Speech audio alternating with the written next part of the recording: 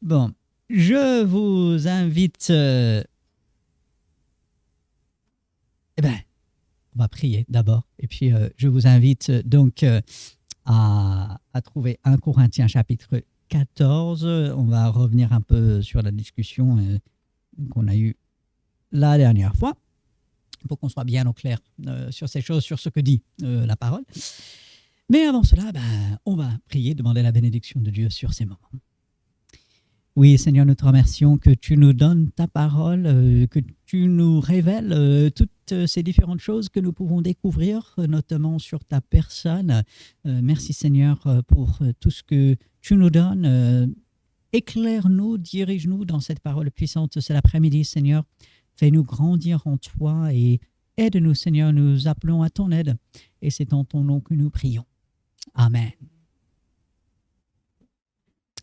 Alors, vous constatez que je n'ai pas mis le projecteur. La raison principale, c'est parce que la lampe arrive vers la fin de sa vie et nous n'avons pas encore reçu la nouvelle lampe. Et je me dis, je veux conserver donc pour le dimanche cela. Donc, on ne veut pas qu'en cours de culte le dimanche que ça s'arrête. Et donc, voilà. Je ne sais pas. Ouais, je ne sais pas. Peut-être, mais je ne sais pas.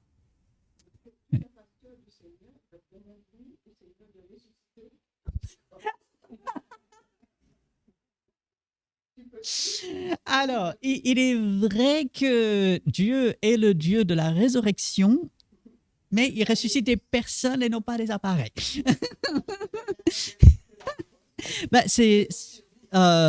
C'était quoi la forge. Bonjour Mélanie. Mais il n'y a non, en fait, on rigolait sur quelque chose. Non, non, non, c'est pas trop sérieux. Mais c'est vrai, Dieu est le Dieu de la résurrection, mais il ressuscite des personnes et non pas des appareils. Donc, bien que le film La Forge, que nous avons vu ensemble, si vous vous souvenez, Madame Clarisse, la dame qui prie beaucoup dans le film, elle dit on ne m'a jamais demandé de prier pour des robots. Ah, si, j'ai prié pour mon lave-linge la semaine dernière, et puis. Donc, voilà, parce que, en fait, j'ai expliqué, je n'ai pas allumé le projecteur parce que, d'ailleurs, la lampe a été expédiée ce matin, donc, mais ça va mettre minimum 2 semaines pour arriver. Par contre, non, de Chine. Oui, de Chine. Comme tout d'ailleurs. Mais là, en fait, on l'a eu moitié prix. Donc, si elle fonctionne, et je vais voir à la réception, c'est valable. Même si on doit attendre un peu, si c'est le même produit, autant payer moins cher. Bon, voici l'explication pour laquelle il n'y a pas de projection. Mais nous avons notre Bible, et ça, c'est une bonne chose. Pas de Bible.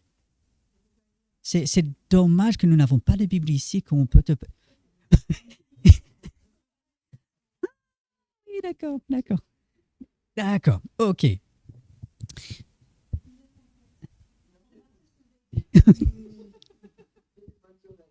Ah, c'est bien, c'est bien. 1 Corinthiens chapitre 14. 1 Corinthiens chapitre 14. Pendant que vous cherchez ce passage, souvenons-nous que nous sommes dans cette discussion par rapport à Dieu, sa personne. On parle de la théologie, c'est l'étude de la science de Dieu. Où est-ce que nous trouvons des explications sur Dieu? Dans sa parole, forcément. Et Dieu cherche de vrais adorateurs qui adorent en esprit et en vérité. Et pour mieux adorer Dieu, je dois mieux la connaître. Je dois mieux le connaître. On dirait en face. Ah oui, il passe devant. Ouais, on aurait dit une ambulance. Ouais, ouais. Ouais. Ah, à chaque carrefour, normalement, ils mettent, en tous les cas. Donc, pour mieux adorer Dieu, je dois mieux le connaître. Si je ne connais pas Dieu, je ne peux pas l'adorer comme lui le veut. Je peux adorer, mais voilà. Plus je connais Dieu, mieux je peux l'adorer. C'est ça le but en fait de cette étude. Et, et donc on a parlé de pas mal d'aspects de la personne de Dieu et on s'intéresse depuis quelque temps au Saint-Esprit. Et la dernière fois, malheureusement, l'audio de l'enregistrement n'a pas été très bonne. Il y avait pas mal de coupures à cause du micro que j'ai utilisé. Donc, on va un peu reprendre la discussion qu'on a eue la dernière fois, mais on va essayer d'étoffer pour bien comprendre. Alors, 1 Corinthiens chapitre 14, il est question dans ce passage, avec chapitre 12, 13 et 14, des dons du Saint-Esprit. Et le chapitre 14 s'intéresse surtout aux dons de parler en langue. Ah. Et ainsi, la Bible nous explique très clairement ce qu'est le parler en langue. Mais malheureusement, aujourd'hui, il y a des églises qui croient faire mieux que Dieu. Enfin, non, je ne devrais pas dire ça. Non, je dois être charitable. Donc, voilà. Je veux bien croire que pour la plupart de ces églises, elles pensent bien faire. Et pourtant, ils utilisent un langage, les mêmes mots que la Bible, mais qui n'ont pas le même sens. Et donc, la dernière fois, on a lu tout le chapitre 14. Je ne vais pas refaire cela, mais je veux faire remarquer quelque chose. Parce que Paul, il va employer cette idée, ce mot, cette phrase, les langues, ou en langue, à plusieurs reprises. Et parfois, ce sera au pluriel, parfois, ce sera au singulier. Il est intéressant de voir comment les traducteurs ont choisi de traduire. Alors, on commence déjà avec le verset 2. En effet, celui qui parle en langue. Alors, ici, en français, c'est au singulier. Et en grec, c'est au singulier également. Au verset 4, celui qui parle en langue, donc singulier en grec, en français, je désire que vous parliez tous en langue. Donc là, on voit, c'est différent. Maintenant, c'est au pluriel. Et c'est bien au pluriel en grec. Ainsi que, à la fin du verset 5, celui qui parle en langue, celui qui prophétise est plus grand que celui qui parle en langue, donc au pluriel, à moins que ce dernier n'interprète pour que l'Église en reçoive l'édification. Verset 6. De quelle utilité serais-je si je venais à vous en parlant en langue? Donc, de nouveau, au pluriel. Verset 13. 2 fois en langue, c'est au singulier, toujours singulier en grec. Verset 18, c'est là où ça devient un peu intéressant. Regardez. Je rends grâce à Dieu de ce que je parle en langue. C'est au singulier ou au pluriel? Pourquoi?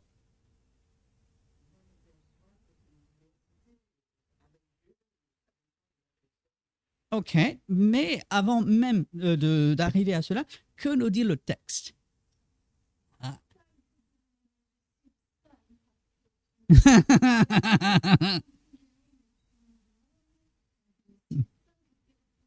Oui. Alors, en français, on a traduit au singulier, mais en grec, c'est au pluriel. Donc, Paul dit, je rends grâce à Dieu de ce que je parle en langue plus que vous tous. Pourquoi est-ce que Paul parlerait en langue? 2 raisons principales.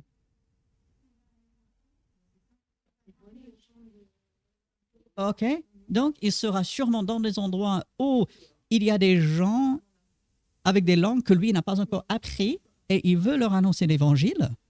Et donc, c'est la possibilité pour leur témoigner de l'évangile. Et puis deuxièmement, puisque Paul est apôtre, c'était aussi un signe, un peu un sceau d'approbation de la part de Dieu sur son ministère. Donc pour Paul, c'était particulier dans ce sens. Mais surtout, parce que comme il voyageait partout, il allait se trouver dans un endroit devant des personnes dont il ne connaissait pas forcément la langue. Et Dieu donnait la capacité surnaturelle de parler dans une langue compréhensible pour ces personnes pour leur annoncer l'évangile. Donc voilà. Je rends grâce à Dieu de ce que je parle en langue. Il fait référence donc à cela, donc au pluriel. À la fin de verset 19, en langue, c'est au singulier. Et puis verset 22, c'est au pluriel. Par conséquent, les langues, donc ce don de parler en langue, c'est un signe non pour les croyants, mais pour les non-croyants. La prophétie, l'annonce de la parole, est un signe non pour les non-croyants, mais pour les croyants. Si donc, verset 23, dans une assemblée, l'Église entière tous parle en langue, et qu'il entre de simples auditeurs ou des non-croyants, ne diront-ils pas que vous êtes fous? Et la réponse, l'idée, c'est bien évidemment. Si on vient et que tout le monde parle dans les langues que la plupart ne comprennent pas, à quoi bon? Ce qui montre que les églises qui font quelque chose qui y ressemble aujourd'hui ont tout faux, parce que même Paul reconnaît que ce n'est pas comme ça que ça doit se passer. Verset 26, donc quelqu'un va avoir une langue, donc on va parler dans une seule langue, il y a une interprétation, donc c'est singulier. Aussi verset 27, en est-il qui parle en langue, donc toujours au singulier. Et puis tout à la fin, verset 39, ainsi donc frères, aspirez au don de prophétie et n'empêchez pas de parler en langue, pluriel. Donc là, c'est bien traduit au pluriel. Qu'est-ce que nous voyons à travers cela? Plusieurs choses. Que ceux qui traduisent font un choix, parfois, la plupart du temps, c'est de bons choix. Et ceux qui traduisent se laissent diriger par Dieu et il faut remercier Dieu pour les traductions que nous avons. Mais il arrive des moments où la traduction, voilà, il faut avoir le discernement, il faut étudier. Voilà. Aussi, ce que nous voyons à travers ce passage, et je vous encourage à relire par la suite tout le chapitre 14, Paul est en train de montrer que le don de parler en langue n'est pas pour l'Église. Il le dit clairement, ce n'est pas pour l'édification de l'Église, ce n'est pas en premier pour l'édification personnelle, parce qu'on dit quelque chose, on ne comprend pas, en fait. Le vrai parler en langue, c'est parler dans une langue qu'on n'a pas encore appris et qu'on ne comprend pas. Et ainsi, c'est pour l'inconverti afin de pouvoir entendre les merveilles de Dieu, qu'il soit confronté avec son péché, avec le don gratuit du salut en Jésus-Christ et qu'il vienne à la repentance. C'est ça le parler en langue. Et lorsqu'on est devant un passage comme celui-ci et qu'on compare avec ce qui se fait dans certains groupes chrétiens aujourd'hui, on se dit, on a deux choses quand même bien différentes. Et il faut se rendre compte que le mouvement de parler en langue aujourd'hui, que ce soit chez les charismatiques ou les pentecôtistes, est quelque chose de plutôt récent. On va essayer de dire que oui, ça remonte et tout. Non, en fait, c'est quelque chose de plutôt récent lorsqu'on regarde toute l'histoire du christianisme. Donc, Paul explique très bien, c'est vraiment le chapitre par excellence sur cette question. Et il va commencer au début du chapitre 14, rechercher l'amour. Les Corinthiens, ils cherchaient le spectaculaire, ils cherchaient ce qui se voit, ils cherchaient à se mettre en avant. Paul leur dit, recherchez l'amour. Et puis, à la fin du passage, donc à la fin du chapitre 14, aspirez au don de prophétie. Paul reconnaît le parler en langue, il reconnaît son utilité, il dit, il y a un besoin à un moment donné pour cela, et donc que Dieu dirige pour cela. Mais qu'est-ce qui est le plus important? L'amour et l'annonce claire, intelligible pour le plus grand nombre de la parole de Dieu. Et il termine le chapitre en disant que tout se fasse avec bienséance et avec ordre. Et quand il y a tout le monde qui parle en même temps, je suis désolé, je ne vois pas l'ordre là-dedans. Donc, ça, c'est mon opinion personnelle. Chaque église fait comme elle veut. Mais voilà. Maintenant, on insiste là-dessus. Pourquoi? Parce qu'il va y avoir des églises qui vont dire le charabia. Tout ça, on reconnaît que ce n'est pas biblique. Donc ça, on rejette. Mais on permet, et je connais des églises comme cela, on permet quelqu'un une personne, deux personnes peuvent parler en langue pendant le culte. Ils ont quelque chose à dire de la part de Dieu, ils vont parler en langue et quelqu'un d'autre va interpréter. Et là, Paul lui-même a dit, si quelqu'un parle en langue, il faut que ce soit interprété. Donc, on est dans ça. Non. Pourquoi? Parce que le but, encore une fois, du parler en langue n'est pas l'édification de l'Église. Quelqu'un qui prétend avoir une parole de la part de Dieu et qui va parler en langue pour pouvoir expliquer quelque chose à l'assemblée et va prétendre que ça, c'est le parler en langue biblique, n'a rien compris à 1 Corinthiens 14. Je suis désolé. Combien même on va donner une interprétation à ce qui est dit. Comprenez? Et donc, il y a cet enseignement dans certains groupes chrétiens, il y a certains enseignements qu'on peut voir sur Internet qui essayent de mettre ça en avant. Nous, on encadre notre parler en langue. On ne fait pas n'importe quoi. Voilà, c'est encadré, c'est une personne, deux personnes, on a un interprète. Ok, bien, mais c'est toujours pas ce que dit la parole. Et pourquoi est-ce que ça, c'est important? Parce que dans ces groupes, souvent, on va enseigner que pour véritablement être enfant de Dieu, il faut avoir une manifestation de l'esprit. Et si on n'a pas cette manifestation de l'esprit, notamment par le parler en langue, soit on n'est pas sauvé, ou on y est presque. D'accord? Et ça revient à dire la même chose, effectivement. Ça revient à dire on ne l'est pas. Oui, absolument. Parce que soit on l'est, soit on ne l'est pas. On est d'accord.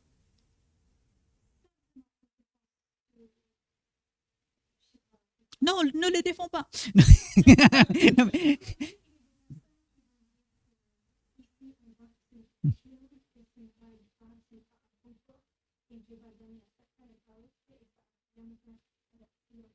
Hmm.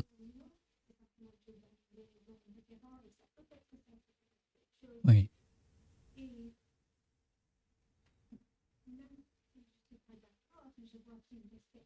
Mhm. Oui, oui, il y a certaines assemblées qui essayent.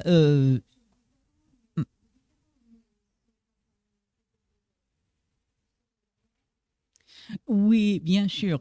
Et je reconnais qu'il y a des assemblées qui cherchent à faire de leur mieux, qui sont sincères et qui veulent une expression de l'esprit parce qu'ils comprennent combien c'est important, ils comprennent que Dieu donne des dons et ils sont sincères et ils cherchent du mieux qu'ils peuvent à suivre et de dire la Bible dit ceci, cela, on veut le mettre en pratique.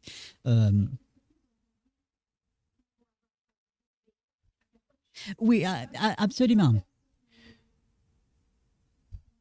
Oui, dans leur âme et conscience, ils sont convaincus de bien faire. Ils le font pour le Seigneur. Dieu voit le cœur. Euh, et à ce moment-là, devant ces personnes, j'aimerais croire que j'aurai beaucoup de grâce et beaucoup de compréhension, mais j'aurai aussi beaucoup de prières que Dieu les éclaire pour les ramener à la vérité. Même s'ils n'estiment pas qu'ils sont dans l'erreur, mais que Dieu les ramène à la vérité.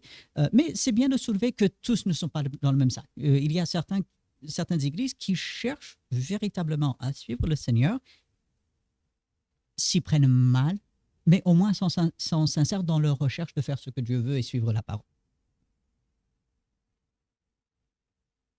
Je crois, est-ce que j'ai raconté la dernière fois, je l'ai déjà raconté à plusieurs, la première fois où je suis allé dans une église où on avait un moment où tout le monde, et on était pratiquement 400 dans la salle, c'était énorme, tout le monde priait en même temps, à haute voix, et en plus, c'était dans une langue que moi je ne connaissais pas. C'était en roumain. Donc, c'est une église moldavienne, mais ils parlaient en roumain parce que c'était la langue connue du plus grand nombre. Et donc, non seulement c'était tout le monde en même temps à haute voix, c'était en roumain que je ne comprends pas du tout. Et oui, oui, voilà. Bon. je veux bien croire qu'ils étaient sincères et on m'a traduit la prédication, ça semblait être biblique et je dis merci Seigneur, Amen. En même temps, j'ai dit, bah, Seigneur, je tire rien là, mais vraiment rien du tout. Toi, tu comprends, mais moi, je ne comprends pas. Donc, voilà. Du coup, ce passage de 1 Corinthiens 14 sur le parler en langue, c'est vers ça qu'il faut revenir. Si on entre en discussion sur ce sujet avec qui que ce soit, on peut les ramener. Et il y a un différent, ou si on veut un peu mieux comprendre, il faut toujours revenir à ce passage. Mais c'est loin d'être le seul passage qui traite du parler en langue, n'est-ce pas? On le voit dès le départ dans Actes chapitre 2. Le Saint-Esprit est descendu. Quel était le premier signe de la descente du Saint-Esprit? Actes chapitre 2. Quel a été le premier signe de la descente du Saint-Esprit? Il me semble qu'il y a même quelque chose avant le feu. Oui. Un bruit comme un grand vent. Ensuite, il y a les flammes de feu qui apparaissent au-dessus des têtes des enfants de Dieu, les 120 qui étaient réunis. Et après, c'est au moment où ils sortent et que Pierre, Jean et les autres sont devant la foule, c'est à ce moment-là qu'ils commencent à parler en langue. Mais le premier signe n'est pas le parler en langue. Le premier signe, c'était ce bruit de vent. Et il est intéressant, lorsque on retourne dans l'Ancien Testament, Dieu est souvent associé au vent. Donc, même dès la Genèse, l'Esprit de Dieu, le vent, le souffle de Dieu, se mouvait au-dessus des eaux. Genèse chapitre 1, les quelques premiers versets. Et donc, il y a le vent, il y a le feu. Là aussi, dans l'Ancien Testament, Dieu associé souvent au feu devant son peuple. Donc, c'est le signe, Dieu est en train d'agir. Et puis, à plusieurs reprises, dans le livre des Actes, on voit qu'il y a le parler en langue qui arrive. Et j'aimerais prendre, justement, Actes chapitre 10, parce que c'est un passage assez intéressant. Actes chapitre 10. Une fois que vous aurez le passage sous les yeux, je pense que vous direz « Ah oui, c'est ça ». C'est Pierre qui, lui, va aller chez Corneille, le centenier romain. Matthieu, Marc, Luc, Jean, Actes.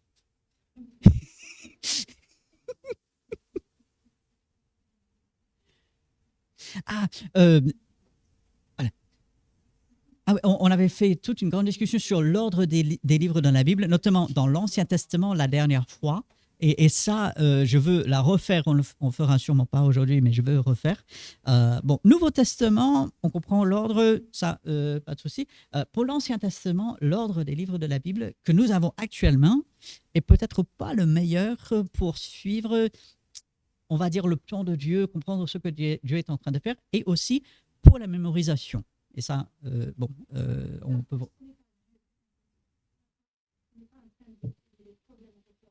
Ah oui, non.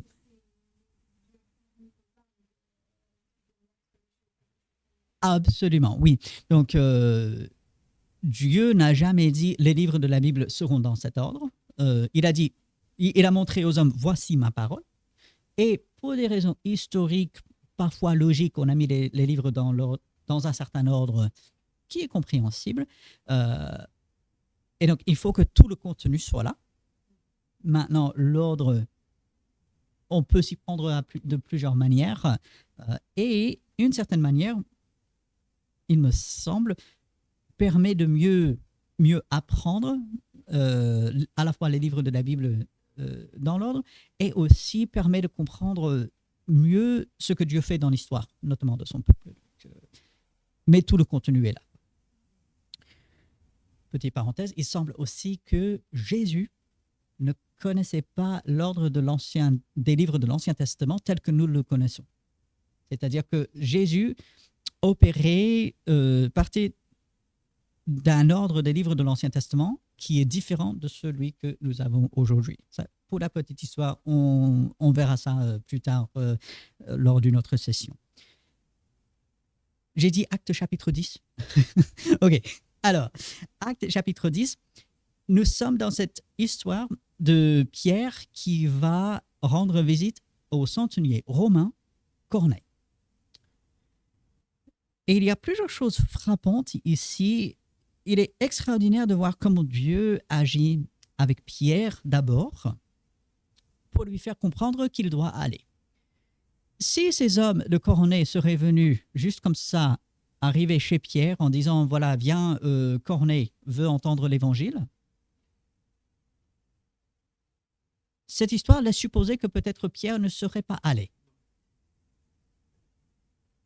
Le frère Pierre, on est content qu'il soit sauvé, il a fait des grandes choses pour Dieu, on sera content de le retrouver au ciel et tout, mais voilà. Et nous, à sa place, on aurait fait pareil. Hein. Donc, ne nous faisons pas d'illusions, nous, on aurait fait pareil. Bon. Donc, Dieu se prend d'une certaine manière avec Pierre pour lui faire comprendre que Dieu était en train de faire quelque chose quand même d'extraordinaire.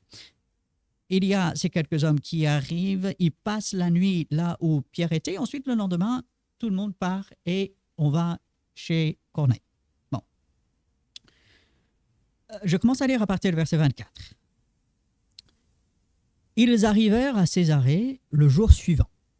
Corneille les attendait et avait invité ses parents et ses amis intimes. Il rassemble du monde parce qu'il lui-même, il veut entendre et il veut faire bénéficier les autres. Lorsque Pierre entra, Corneille, qui était allé au-devant de lui, tomba à ses pieds et se prosterna.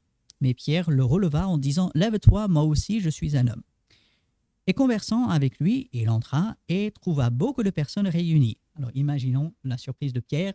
On lui dit « Corneille veut te voir. » Ok, pas de souci. Tu rentres dans une salle qui est remplie. Ah, ce n'est pas la même chose. Bon. Verset 28. Vous savez, leur dit-il, donc c'est Pierre qui parle, qu'il est défendu à un juif de se lier avec un étranger ou d'entrer chez lui. Mais Dieu m'a appris à ne regarder aucun homme comme souillé et impur. C'est pourquoi je n'ai pas eu d'objection à venir puisque vous m'avez appelé. Je vous demande donc pour quel motif vous m'avez envoyé chercher. C'est très bien, un bon départ. Il soupçonne sûrement pourquoi, mais il veut entendre. Bon. Ensuite, Corneille donne son explication.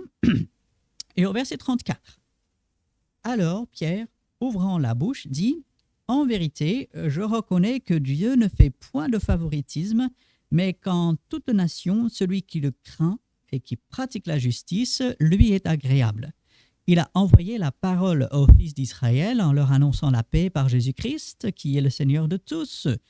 Vous savez ce qui est arrivé dans toute la Judée, après avoir commencé en Galilée, à la suite du baptême que Jean a prêché. Vous savez comment Dieu a oint du Saint-Esprit et de force Jésus de Nazareth, qui allait de lieu en lieu faisant du bien et guérissant tous ceux qui étaient sous l'empire du diable, car Dieu était avec lui. Nous sommes témoins de ce qu'il a fait dans le pays des Juifs et à Jérusalem. Ils l'ont tué en le pendant au bois. Dieu l'a ressuscité le 3e jour et il a permis qu'il apparaisse non à tout le peuple, mais aux témoins choisis d'avance par Dieu, à nous qui avons mangé et bu avec lui après qu'il fut ressuscité des morts.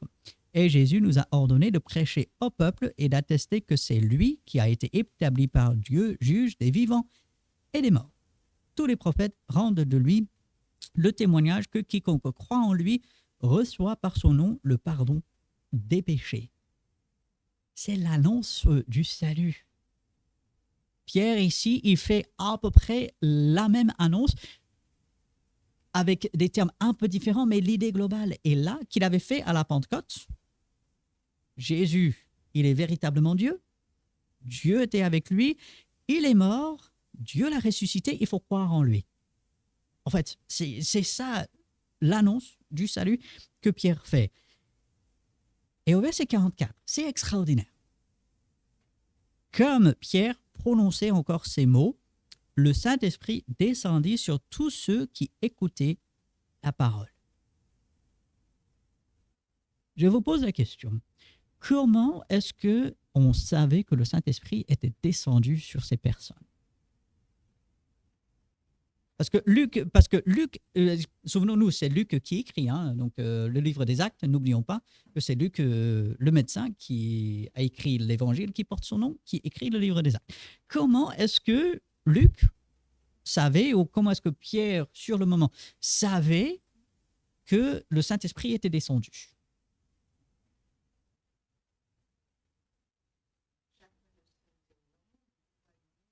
Oui, oui, oui, oui. Qu'est-ce qui lui permet de dire, ah, le Saint-Esprit est descendu? Lequel?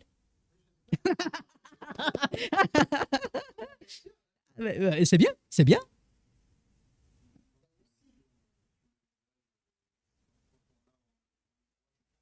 Ok.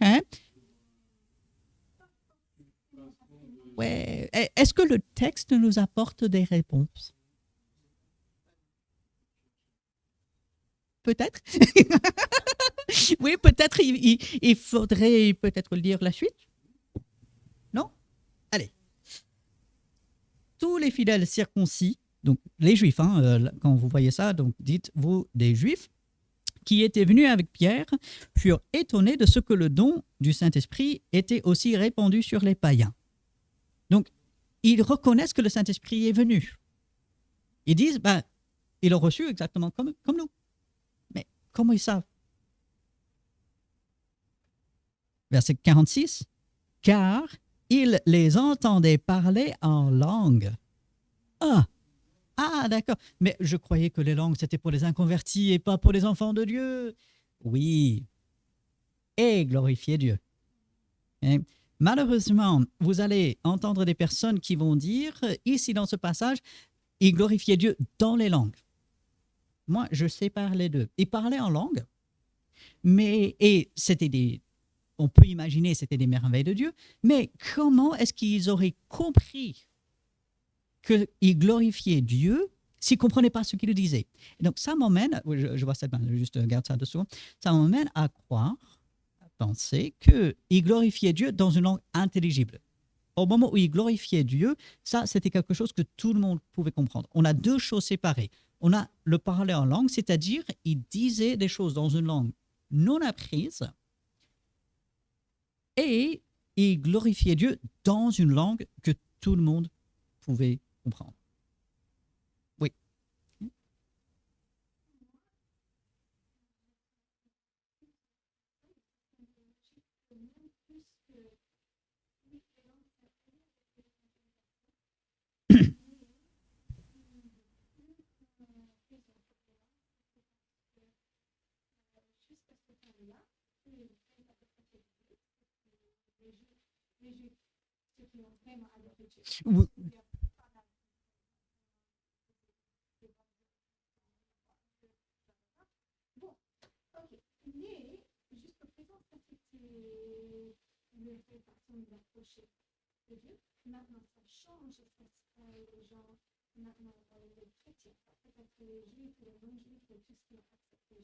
Oui.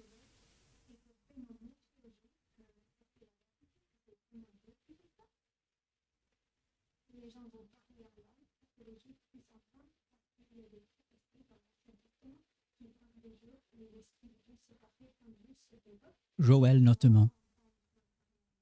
Absolument.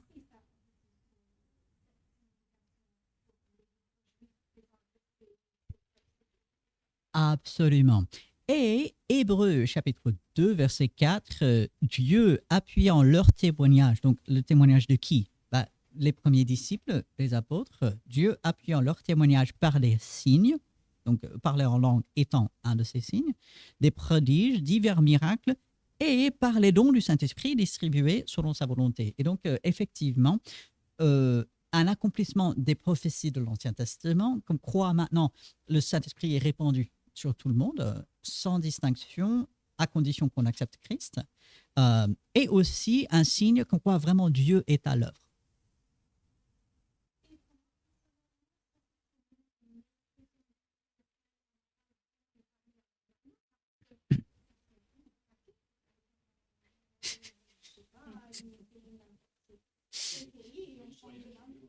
N'est-ce pas?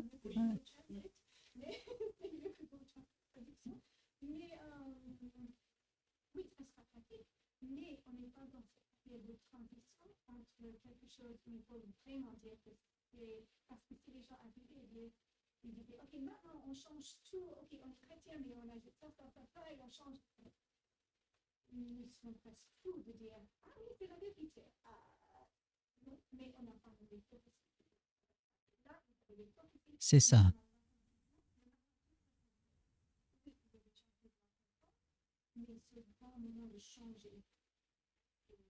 Exact. Et c'est quelque chose dont il faut toujours se souvenir dans le livre des Actes. On est dans une période de transition et on va voir des choses dans le livre des Actes qui ne seront pas répétées et qui n'auront pas besoin d'être répétées par la suite. Et donc, on voit ici, le Saint-Esprit descend. Comment est-ce qu'on le sait? Ben, parce qu'il y avait le parler en langue pour pouvoir dire les merveilles de Dieu, comme un accomplissement de la prophétie, comme une confirmation que Dieu était à l'œuvre, Dieu appuie l'œuvre des apôtres. Et, et donc, voilà, il ne faut pas dire, ah, parce que ça s'est passé avec Corneille, aujourd'hui, maintenant, il faut que je vois de manière visible le Saint-Esprit descendre sur quelqu'un avant d'accepter son témoignage de salut. Okay? Heureusement, on ne l'a pas fait. Oui, absolument. On risque d'attendre longtemps. On risque de pousser des gens au cinéma, à inventer quelque chose qui ne vient absolument pas de Dieu. Et donc, si on dit aux gens, ah, pour que nous, on accepte votre témoignage, il nous faut voir un signe visible de l'esprit, oui, on risque d'attendre longtemps, on risque de faire énormément de bien, et ce n'est pas du tout ce que Dieu demande. Oui, demain. Oui, heureusement, elle est là, vraiment. On risque de faire énormément de mal. Et donc, voilà. Mais ce qui est intéressant, si on revient à cette histoire, parce qu'il y a des personnes qui vont s'en servir pour dire c'est comme ça que ça doit se passer aujourd'hui. Non, non, non, non, non. Et puis, ce signe visible du Saint-Esprit qui descend, on n'en reste pas là. Parce que, verset 47, alors Pierre dit, peut-on refuser l'eau du baptême à ceux qui ont reçu le Saint-Esprit aussi bien que nous? Et la réponse est non. L'évangile a été annoncé. Manifestement, ça a été cru. Et pourtant, on n'a pas l'impression qu'il y a eu le temps pour que les gens se mettent à genoux, qu'ils fassent une prière ouverte. Non, Pierre leur annonce la vérité concernant Jésus-Christ, sa mort, sa résurrection. Apparemment, ils étaient déjà disposés à croire, et une fois qu'ils entendent la vérité, ils se l'approprient, et ça suffisait pour Dieu. Et Pierre dit, bah, si c'est suffisant pour Dieu, bah, c'est suffisant pour nous. Bah, l'eau du baptême, qui lui est le signe, notre identification avec Dieu, bah, cela intervient. Donc, verset 48, il ordonna qu'ils soient baptisés au nom du Seigneur. Sur quoi ils leur prièrent de rester quelques jours auprès d'eux. Pourquoi est-ce que je dirige vers ce passage? Parce qu'il est parfois mal utilisé pour être un exemple. Ah, ça s'est passé comme ça, donc nous devons faire comme cela aujourd'hui. Non, non, non, non, non. Comme Amélie a très bien expliqué, il y a des raisons pour lesquelles ça s'est passé comme cela. Mais également, ce passage est important pour nous montrer que le salut se fait toujours par Jésus-Christ, suite à une annonce claire de qui est Jésus et de ce que lui, il a fait, mais que l'acceptation de cela peut se passer différemment les uns pour les autres. La base est toujours Jésus-Christ. La base est toujours une annonce claire. Voilà pourquoi le parler en langue, pour quelqu'un qui ne comprend pas la langue, n'a aucun sens. Donc, une annonce claire. Et bien sûr, une fois qu'on est sauvé, là intervient le baptême et tout ce qui s'ensuit. Et donc, c'est un passage assez important. On va avoir d'autres passages à travers le livre des Actes où on parle de la descente du Saint-Esprit.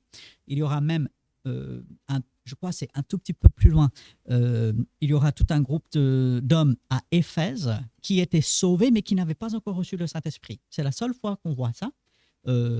Mais c'est parce qu'il y a eu un mauvais enseignement. Enfin, on est encore dans cette période de transition et ça ne veut pas dire que c'est comme ça que ça se passe aujourd'hui.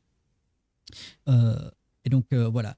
Pour la petite histoire, verset 46 dans notre texte, car il les entendait parler en langue, c'est exactement la même phrase au pluriel que Paul va employer en 1 Corinthiens 14, en langue, en langue. Donc, on voit bien, c'est exactement la même chose.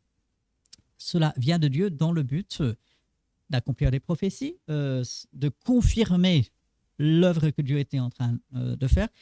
Et puis, en plus de tout cela, il glorifiait Dieu. Pas en langue, parce qu'on n'aurait pas pu valider. Ils peuvent dire n'importe quoi. Comment est-ce que je peux savoir si quelqu'un glorifie Dieu dans une langue que je ne connais pas? Non, il glorifiait Dieu dans une langue que tout le monde pouvait comprendre, parce que ça vient de Dieu. Est-ce que c'est clair à peu près Vas-y, vas-y.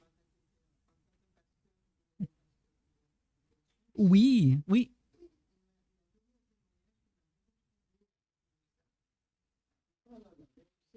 Oui.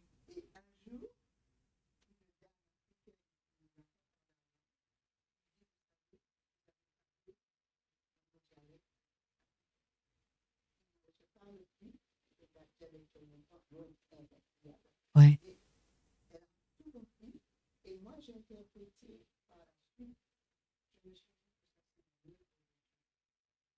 Oui.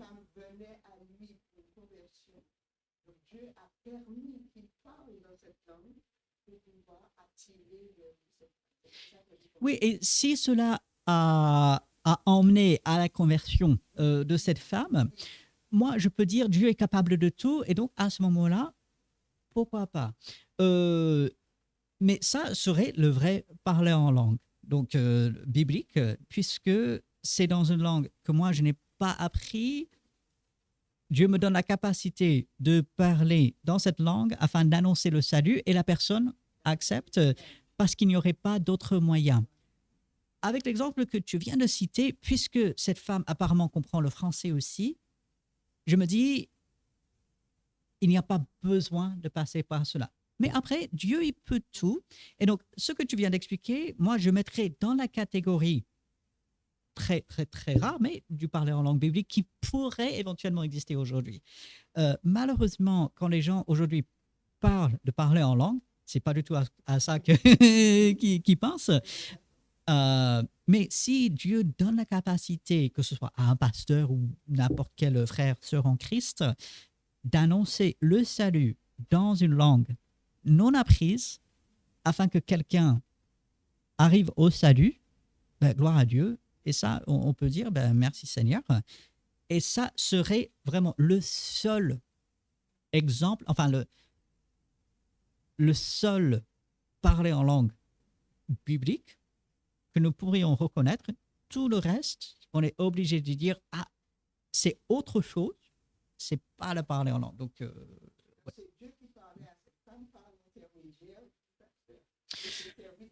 oui, on peut le dire comme cela.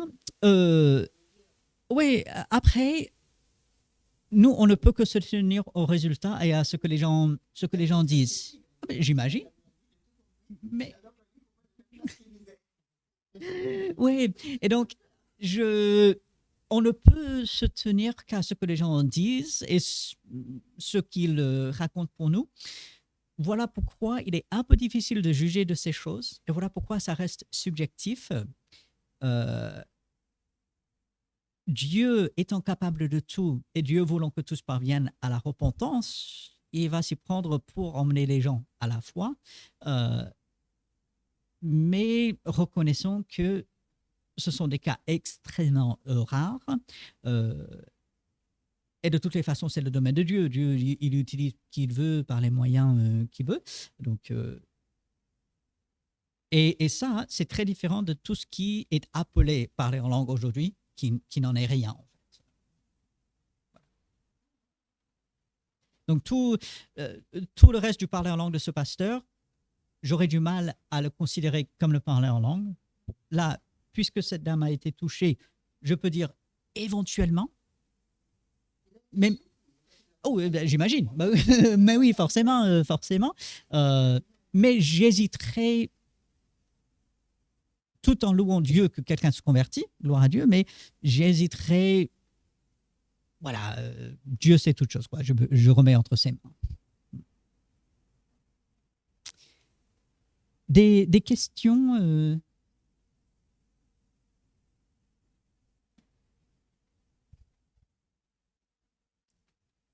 Non? Ok. Alors, on va marquer une petite pause. Qui veut du café? Un, deux, trois. Alors, il est d'accord. On peut faire chauffer de l'eau pour des tisanes également si on veut. Émilie nous a préparé des petits gâteaux. C'est formidable. Tant pis pour ceux qui regardent sur la vidéo parce que bah, vous n'aviez qu'à être là. Eh ben, exact. Eh ben, ils ne pourront pas donner d'avis sur les gâteaux. Eh ben voilà. Donc, on va marquer une petite pause et ensuite, bah, on reprendre et on va voir un autre passage, non pas cette fois-ci sur le parler en langue, mais sur le Saint-Esprit, parce qu'on est quand même dans cette discussion sur les dons du Saint-Esprit et il faut comprendre l'Esprit un peu mieux. Et donc, on va aller voir un autre passage, mais ça, on le fera quand on revient. Voilà, on va marquer une pause. Ok. Bon, nous reprenons après toutes ces, toutes ces plaisanteries. Soyons sérieux. Apocalypse chapitre 4.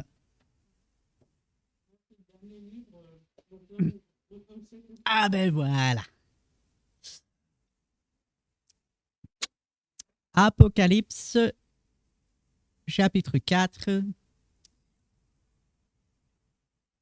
Ceux qui sont là le mardi soir, on a déjà un peu vu ceci, mais je veux attirer notre attention sur cette scène dans le ciel.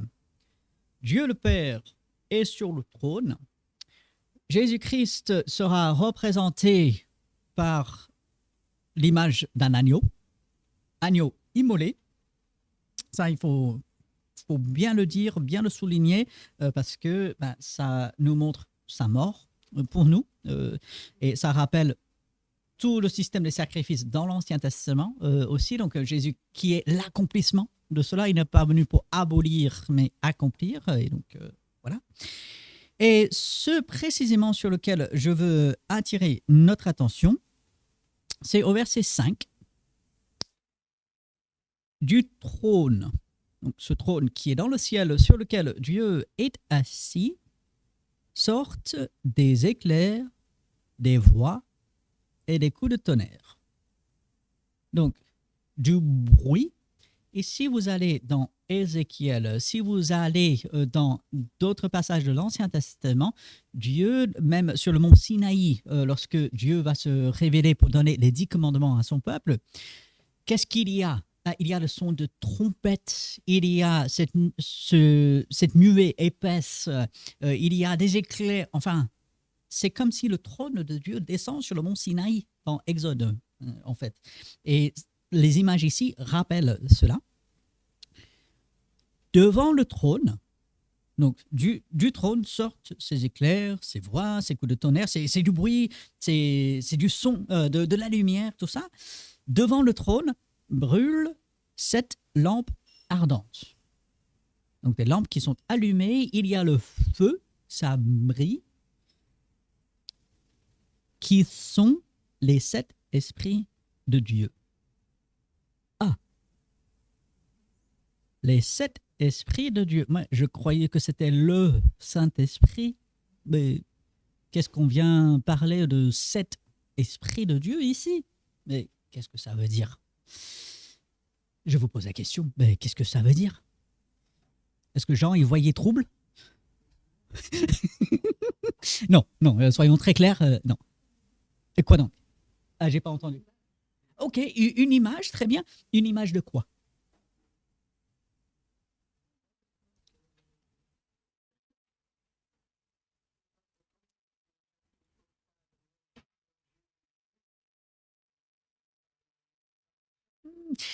Pas tout à fait, pas tout à fait. On pourrait le croire, mais pas tout à fait. Alors, on a ici, bon, on est dans le ciel, on est devant le trône de Dieu et on voit 7 lampes. Hein. Il ne faut pas penser lampe, lampe torche. Alors, un peu, mais ça, comme c'était pour le tabernacle, il y avait un usage spécial. Si Dieu, il aurait voulu qu'on réfléchisse à cela, j'ai l'impression d'autres mots seraient employés, mais ça peut nous faire penser à ce chandelier. C'est 7, parce qu'il y avait la tige centrale avec 3 branches de chaque côté, donc ça en fait 7. Maintenant, si juste j'ai l'impression, si Dieu avait vraiment voulu qu'on réfléchisse à cela, on aurait eu d'autres indices pour le montrer clairement. Mais bon, c'est sûr, ça nous rappelle un peu cela dans l'esprit. Euh, donc, il y a ces lampes. Alors, il ne faut pas penser lampes comme nous, on a aujourd'hui. Il faut penser soit un petit bol ou un récipient où on met de l'huile. Et cette huile, eh ben, on l'allume. Et c'est ça qui va brûler constamment, donc alimenté. Et c'est comme ça que ce chandelier dans le temple, dans le tabernacle et plus tard dans le temple fonctionnait. Euh, donc, on est devant le trône de Dieu. On a 7 lampes ardentes. Alors, le chiffre 7, ça nous rappelle quoi? Hein? Chiffre 7 est un chiffre clé dans la Bible. Hein? Il y a eu, oui. Ok, tout d'abord les 7 jours de la création, où pendant 6 jours, Dieu va créer, il va se reposer le 7e jour. Il va ainsi... Comment? Oui, c'est le chiffre par excellence de la perfection, puisque ce chiffre sera très souvent associé à Dieu, comme il est ici. Et donc, on parle de Dieu dans sa perfection, dans sa totalité, et on va associer ce chiffre 7, pas simplement aux lampes qui représentent l'Esprit de Dieu, mais à l'Esprit de Dieu lui-même, les 7 esprits de Dieu. Non pas que Dieu ait cet esprit, je te remercie beaucoup. Je veux bien, oui. Alors, comprenons bien, non pas que Dieu, il ait cet esprit, d'accord? Donc, Dieu, il est un. Il a un seul esprit, mais il y a des facettes, hein? Il y a des, je veux dire, manifestations. C'est un Paul que Paul emploie. Il va parler de manifestations de l'esprit aux Corinthiens. Et donc, ce sont des manifestations, des facettes, si on peut dire, de Dieu. Alors, qu'est-ce que ça nous apprend? Merci beaucoup. Encore une fois, ceux qui regardent la vidéo après, vous ne savez pas ce que vous ratez. Alors, le fait que Jean voit ici cette lampe qui représente l'esprit, et alors, qu'est-ce que ça nous apprend sur l'esprit? Qu'est-ce que ça nous apprend sur Dieu? Ok, on peut parler de Dieu en tant que lumière, parce qu'une lampe, ça fait quoi? Ça éclaire. Donc, ok.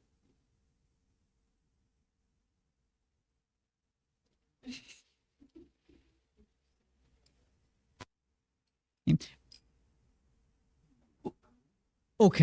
Donc, amour, comment est-ce qu'on voit ça dans ce passage?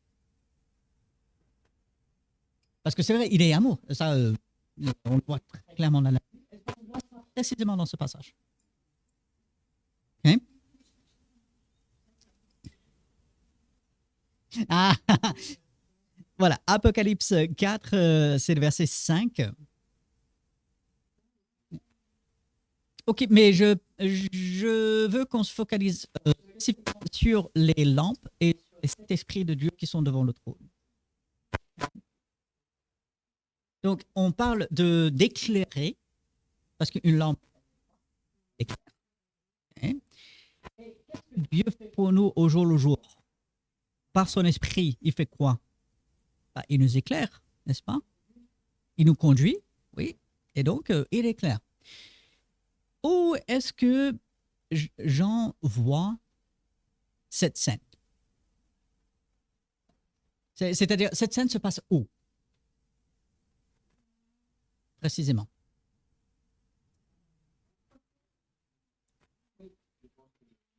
Au ciel. Oui, donc chapitre 4, verset 1. La première voix que j'avais entendue comme le son d'une trompette et qui me parlait dit « Monte ici et je te ferai voir ce qui doit arriver dans la suite. » Donc, au ciel.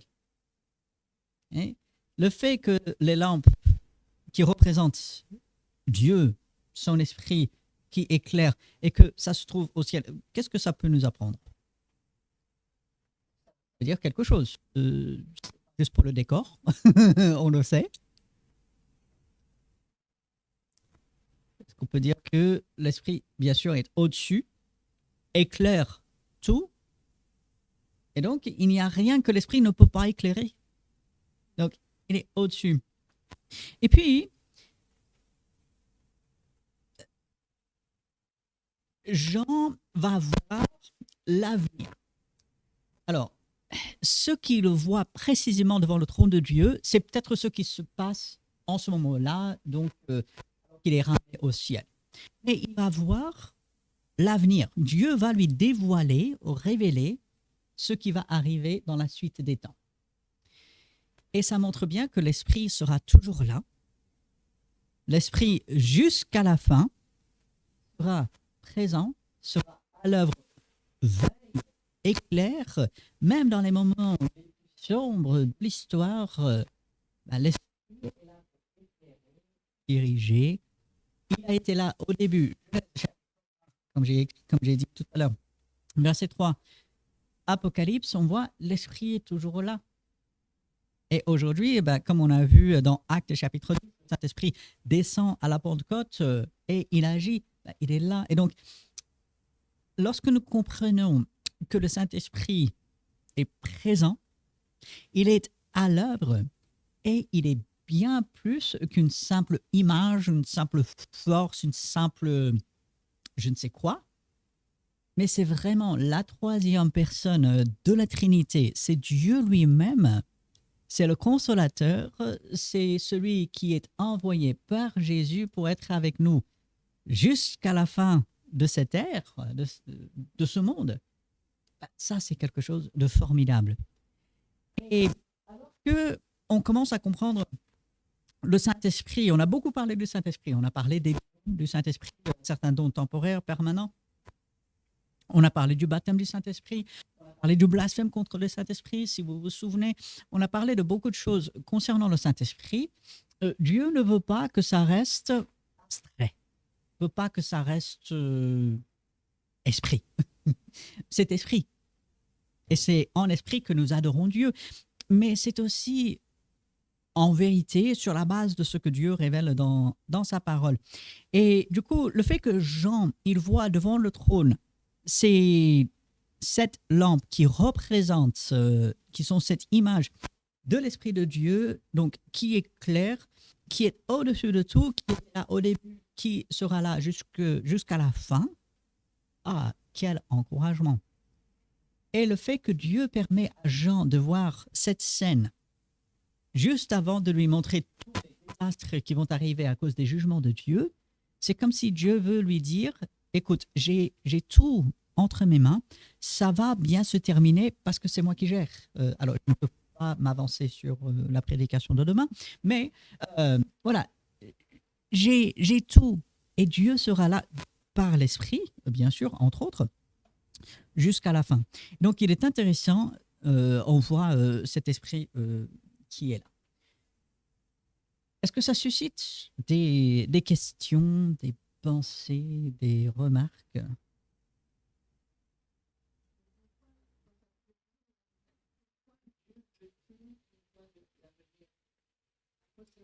Ah, pourquoi est-ce que Dieu montre l'avenir à Jean? Plusieurs raisons. La première, c'est pour lui montrer comment ça va se passer. La fin n'est pas en doute. Aussi, de voir qu'à la fin, c'est Dieu qui a raison et c'est Dieu qui contrôle toutes choses. Et puis, ça montre également que peu importe ce que peut faire Satan, il ne gagnera pas. Lui, son destin, c'est le lac de feu. Il a beau utiliser toutes les tactiques qu'il veut, il a beau tout faire, son destin, il finira dans le lac de feu, peu importe. Et oui, c'est encourageant parce que quand on regarde le monde aujourd'hui, on se dit, oula, le mal, il est là, Satan semble gagner, enfin, tout va mal, oh, et on vient à l'Apocalypse et on dit, ah, bah, c'est Dieu qui aura le dernier mot, et Satan, un jour, sera jeté dans le lac de feu. C'est là où il terminera. Et ça, ce n'est pas en doute. On le sait. On n'a pas besoin de se dire, ah, est-ce que ça arrivera? Non, c'est sûr et certain. Et puis aussi, on peut être encouragé par la persévérance de ceux qui vont traverser cette période des tribulations, mais aussi par la persévérance de tous les enfants de Dieu, puisque Dieu les ramènera tous, tous, sans exception. Et on passera l'éternité avec Dieu après ce temps de souffrance, après ce temps de malheur, si on le veut. On passera, si on est enfant de Dieu, l'éternité avec Dieu dans la félicité, sur une terre renouvelée, nouveaux cieux. C'est vers ça que nous sommes destinés aussi. Et donc, ça montre combien c'est encourageant. Et puis, finalement, une autre chose, c'est que Dieu a beau se révéler aux hommes, Dieu a beau avertir l'homme, Dieu a beau même châtier l'homme, si l'homme ne veut pas de Dieu, il va le refuser jusqu'à la fin. Ce qui montre que c'est vraiment l'homme responsable. Dieu n'est pas responsable. Dieu veut sauver et il fait tout pour. Mais l'homme, lui, s'il veut rejeter Dieu, il va rejeter Dieu. Donc, voilà. Est-ce que ça répond un peu à cette question? Donc voilà, c'est important d'étudier ce livre d'Apocalypse. C'est pour ça qu'on l'a fait le mardi soir, parce que c'est un avertissement. Ceux qui ne sont pas sauvés, regardez ce qui vous attend. Pour les enfants de Dieu, c'est encourageant. Regardez ce qui vous attend. Et voilà, venir à Christ.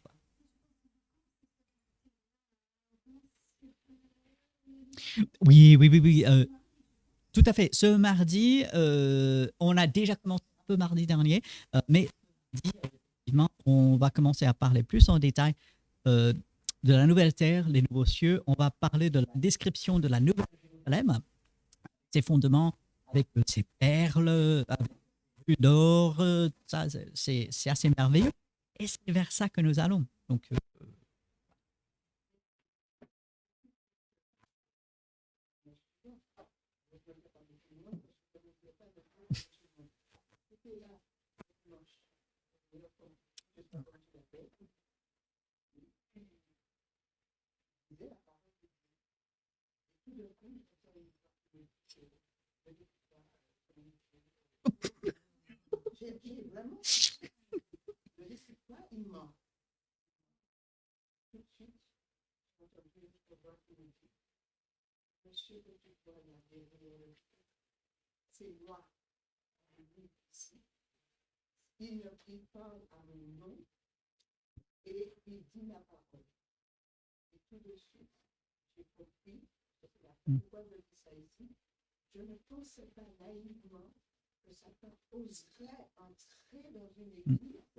il a,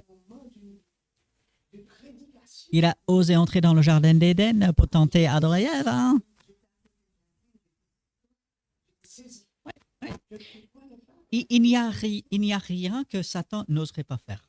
Ouais.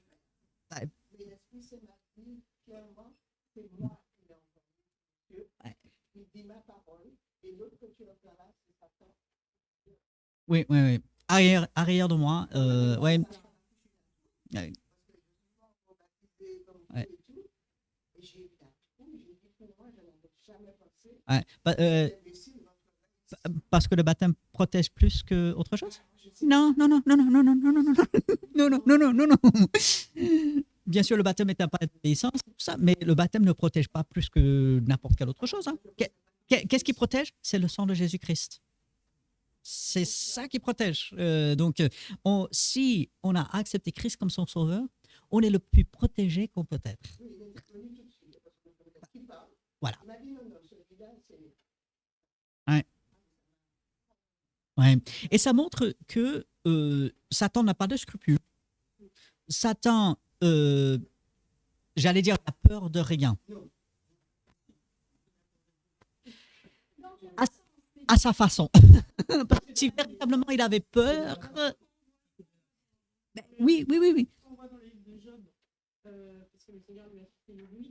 Oui.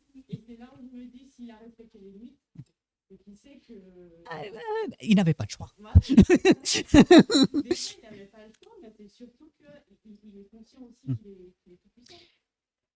Oui, oui, oui. Et Ronald, ce que toi tu viens de dire, Satan connaît la fin. Lui, il a lu la Bible comme nous. Hein. Et peut-être sur certains aspects, il la connaît mieux que nous. Mais ce qui me frappe toujours, sachant ce qu'il attend, sachant où il finira, est-ce qu'il change? Non, non, non. Oui, absolument. Et donc, ouais. Mais je tiens donc à souligner que c'est le sang de Jésus-Christ qui protège. Et lorsque on est avec le Seigneur, Satan, il a beau s'acharner, il peut faire tout ce qu'il veut et tout ce que Dieu lui permet de faire. L'enfant de Dieu est quand même protégé, gardé par Dieu, et Dieu ne lui permettra pas d'aller au-delà d'une certaine limite. Donc,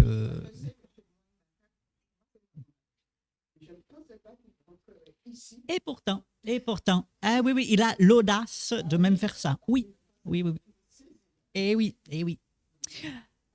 À demain, du matin, Dieu voulant, rentrez bien, bon courage, bonne route.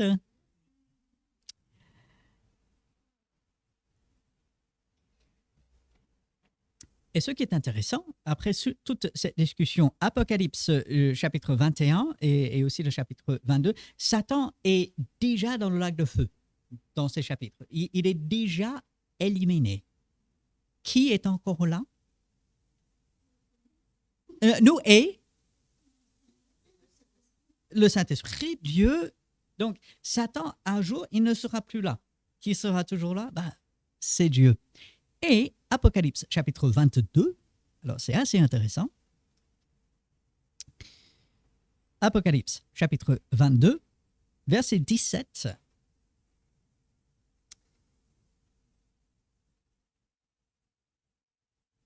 On est dans quasiment les dernières paroles de la Bible. Et l'esprit et l'épouse disent viens. Alors, quel esprit? L'esprit de Dieu, absolument. L'épouse, c'est qui? L'Église. Comment est-ce qu'on le sait?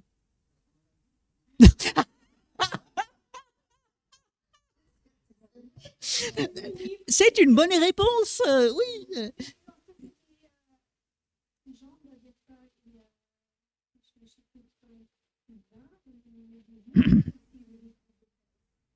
Oui.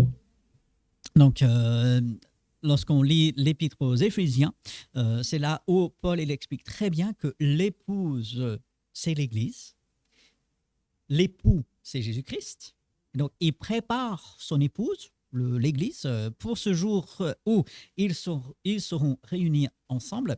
Donc, voilà, cette image que Paul il employait déjà en Éphésiens, Jean va redire cela ici. Donc, l'Esprit et l'épouse, donc l'Esprit de Dieu avec l'Église, mais c'est normal parce que l'Esprit, il habite où? Dans les enfants de Dieu. Et ce sont les enfants de Dieu qui sont l'Église. Et donc, ensemble, l'harmonie, l'unité, l'objectif unique qu'il y a, disent viens. Alors, à qui est-ce qu'on dit viens ici? Alors c'est vrai, je nous place juste au milieu d'un passage, au milieu d'un verset, donc, mais on dit ce vient à qui? Qui est-ce qu'on appelle à venir?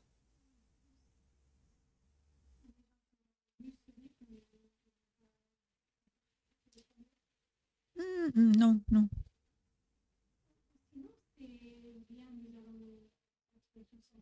Hmm.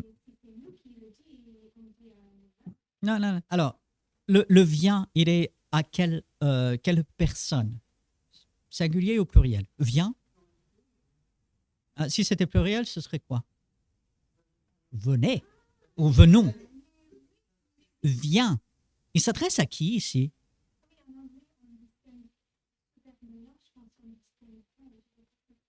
Oui, oui, on ne distingue pas entre le singulier et le pluriel. Ouais, ouais. Mais ici, est-ce que c'est au pluriel ou au singulier? Singulier. Viens. Viens, on dit ça à une personne. L'esprit et l'épouse dit viens. Alors, à qui est-ce qu'on dit ça? Moi, je suis convaincu que ici, on a un appel qui sera répété un tout petit peu plus loin. Viens, Seigneur Jésus. Que ce premier vient, c'est viens, Seigneur, viens. Et ensuite, et que celui qui entende dise viens. Donc, on appelle le Seigneur à venir. Et ensuite, on reprend des versets de Ésaïe 55. Que celui qui a soif vienne, que celui qui veut prenne de l'eau de la vie gratuitement. Donc là, c'est un autre appel. Le premier appel, c'est viens, Seigneur Jésus. Parce qu'on voit comment les choses vont mal et on voit que tu rétabliras toutes choses. Donc on veut cela. Donc viens, viens. Et ensuite, le deuxième, que celui qui veut, que celui qui a soif vienne. Ça, c'est un autre appel. On appelle Jésus à venir, mais aussi on appelle les autres à venir à Jésus-Christ parce qu'il vient justement. Que celui qui a soif vienne, que celui qui veut prenne de l'eau de la vie gratuitement. Donc, et tout ça, c'est par l'Esprit qu'on le dit. Ce qui montre que l'Esprit agit, l'Esprit était là au début, au commencement, l'Esprit sera là jusqu'à la fin. C'est vraiment quelque chose de merveilleux. Et c'est cet même esprit qui agit aujourd'hui. Ce n'est pas simplement dans le passé, ce n'est pas uniquement pour l'avenir, c'est aussi pour aujourd'hui. Donc voilà, je voulais relever l'esprit là, même jusqu'à la fin. Des remarques, des pensées, des questions là-dessus?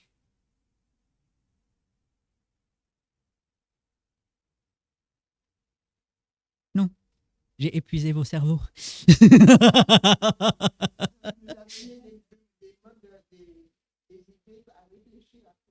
Ah ben c'est bien, oui. Eh ben, c'est très bien. Dieu nous a créés avec un cerveau. Il nous a donné une intelligence. Il veut qu'on s'en serve, justement. Satan voudrait qu'on ferme notre intelligence. On ne réfléchisse plus. On suit et puis c'est tout. Non, non, non, non. Dieu, il nous donne sa parole, il nous donne son esprit pour comprendre cette parole. Il nous donne une intelligence qui a besoin de lui, hein, bien sûr, mais il nous donne une intelligence et ainsi servons-nous-en. Et si sa parole alimente notre réflexion, tant mieux. Merci Seigneur. Donc, et puis, les dernières paroles de la Bible, que la grâce du Seigneur Jésus soit avec tous. Voilà. La Bible termine avec ça, l'histoire terminera avec ça. Ainsi, aujourd'hui, que le Seigneur soit avec nous en sa totalité. Il est là. Amen. Des pensées, des questions, des remarques là-dessus?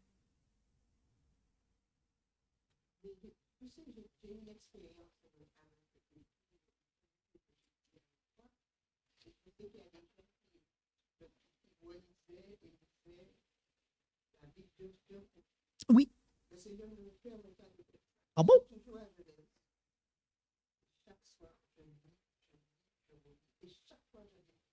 Ah, c'est bien. Il y a énormément à découvrir en Genèse.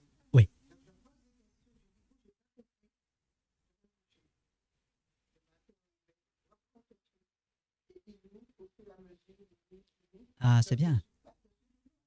Oui, c'est pas grave. En plus, c'est un long livre. Oui. Il n'y a pas de questions idiotes. Oui, oui, oui, oui.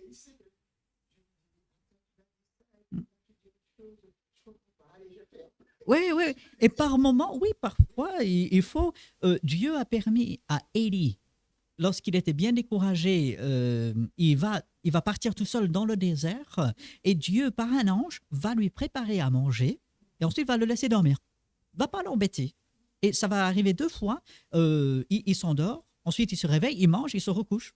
Ensuite, il se réveille, il mange, il se recouche. Donc, parfois, c'est ce qu'il faut. On dit, bah, je comprends pas là, n'est-ce pas? Eh oui. Ah ben, merci Seigneur. Hmm, tout à fait. Ouais. Et le livre de la Genèse est tellement fondamental parce que c'est là où tout commence. Et une fois on comprend bien cela, bah, il y a beaucoup de choses dans le reste de la Bible qui deviennent plus claires. Or, si on n'a pas une bonne compréhension de la Genèse, on va tomber sur des choses plus tard dans la Bible et on va dire, mais qu'est-ce que ça fait là pour... Mais si on dit, ah oui, il y a ça et ça, ah d'accord. Donc,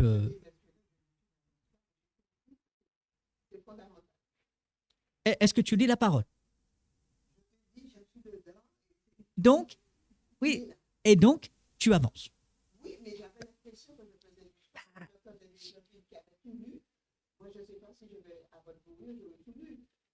Mais c'est pas grave, c'est pas grave. Les pharisiens, à l'époque de Jésus, tous avaient lu énormément la Bible. Certains d'entre eux avaient mémorisé tout l'Ancien Testament. Oui, oui, oui. Est-ce que c'est pour autant qu'ils avaient tout compris? Non, non, non, non, non, non. Exact. Donc, ça montre bien, on peut lire autant qu'on veut, on peut lire du début à la fin. Si on n'est pas guidé par l'esprit, ça sert à rien. Enfin, rien, c'est toujours la parole de Dieu, hein, mais c'est ça, c'est ça. Oui.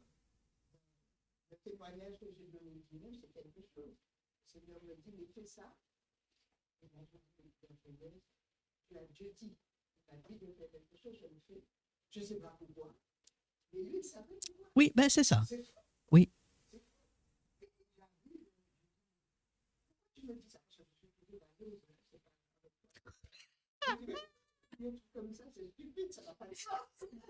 Non, mais il faut être honnête avec Dieu, il faut lui parler comme on parle.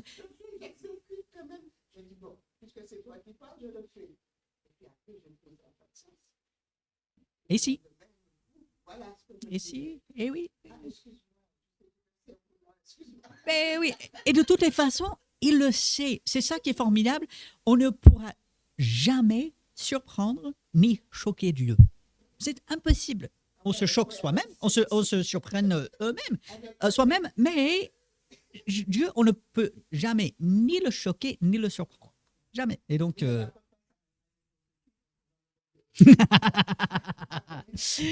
ok, alors juste avant de se quitter, juste avant de terminer, ben, on va prier pour remercier Dieu pour ces moments. Et ensuite, voilà, on pourra passer à autre chose. Seigneur, nous te remercions pour ta parole, nous te remercions pour ton esprit qui nous dirige. Merci pour le sacrifice de Jésus-Christ sur la croix et pour la protection qui se trouve dans ton sang, Seigneur. Merci pour toi-même dans ta totalité. Merci que tu nous accompagnes. Merci pour tout, Seigneur. Aide-nous pendant cette soirée. Accompagne-nous, prépare-nous pour demain et que tu sois glorifié en toutes choses, Seigneur. Nous te disons merci et c'est en ton nom que nous prions. Amen.